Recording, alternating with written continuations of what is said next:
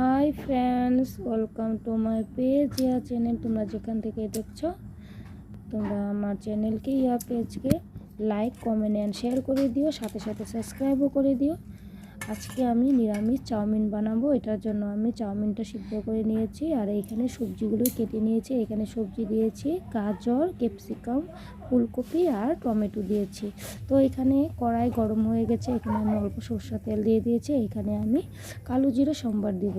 আর জানো আমি বেশি না নিরামিষ চাউমিন, পাস্তা, ম্যাগি সব নিরামিষই করি।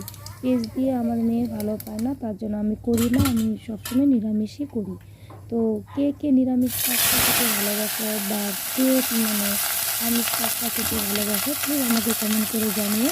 দেখো এখানে কালো জিরা সম্বার দিয়ে নিয়ে এখানে আমি সবজিটা দিয়ে দিয়েছি। এখানে লাড়াচাড়া করে নিয়ে এখন সবজিটা অল্প ঢেকে দিব। সবজিটা অল্প সিদ্ধ হয়ে গেলে আমি আবার আপনারটা তুলে নিব। দেখো সবজিটা সিদ্ধ হয়ে গেছে, ঢাকা দিয়ে দিয়েছিলাম, সবজিটা সিদ্ধ হয়ে গেছে। এখানে আমি পরিমাণ মতন লবণ, হলুদ গুঁড়া না দিলেও হবে, জরুরি নয় যে হলুদ গুঁড়া দিতেই হবে। এখানে আমি স্বাদ অনুযায়ী আমি লবণ দিয়ে দিব। তারপরে আমি লবণটা দিয়ে নাড়াচাড়া করে নিয়ে আমি এখানে চাউমিনটা দিয়ে দেবো। তো দেখো আমি এখানে লবণ দিয়ে দিয়েছি আর এখানে চাউমিনটাও দিয়ে দিয়েছি আর আমি সাথে লঙ্কাও দিয়ে দিয়েছি। আমি অল্প ঝাল খেতে ভালো পাই, তার জন্য আমি লঙ্কা দিয়ে দিয়েছি। যারা ঝাল খেতে ভালোবাসে তারা দিতে, আর যারা ঝাল খেতে ভালো না বাসে তারা পরে দিলেও হবে। তো এখানে আমি নাড়াচাড়া করে নিয়ে ওকে ভাজা ভাজা করে নিব।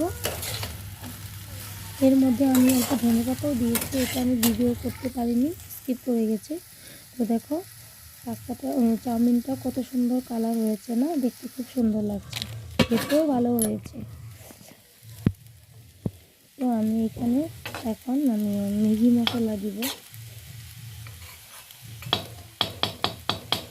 তো তোমাদের কীরকম লাগলো প্লিজ কমেন্ট করে জানিও।